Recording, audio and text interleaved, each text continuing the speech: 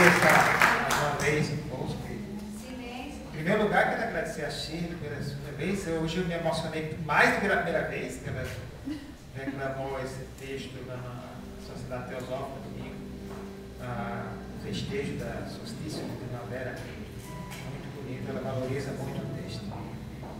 E queremos convidar a todos, né, para o lançamento da nossa antologia. São 13 poetas. Tenho a honra de estar incluso no meio desse pessoal, com o mestre Carlos Tom, Domingos Laje, beleza? A minha não, acho que não está.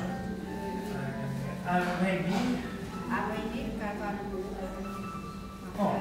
Carlos Moreira, Domingos Laje. O mais fraquinho é o Carlos Tom. Desculpa, é o Jacó.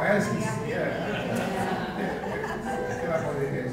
Vai ser muito interessante, vai ser na Livraria Martins Fontes, na Avenida Paulista. 509, sábado, dia 5 de junho. De outubro. Das 15h30 às 18h30. Lá vai ter de tudo. Num quarteirão em volta, vai ter pastel, champanhe, bolinho, pãozinho de queijo. E pode sair até por meia hora, que dá tempo de lá, mas bem que ele volta, né? Eu acho que tem um coquetelzinho, né? Não tenho certeza. Vamos ver, tem um garçom que serve. Mas como vão ter o piso superior e o piso térreo, então vai ser difícil um garçom só. Mas eu acho que eles vão se virar e vão atender direitinho. Obrigada. Beleza. É isso aí, espero que todos presentes. Depois eu pego dele. Vai. E como ainda estamos na primavera, aliás, estamos começando, para não sair muito fora do foco, eu escolhi hoje o Fascínio da Rosa. Para apontar o caminho, tomou-lhe o vento. Para iluminar a humanidade, pôs-se na cruz. Perfumando o jardim da beleza que seduz, na arte da sedução, fascinantes elementos.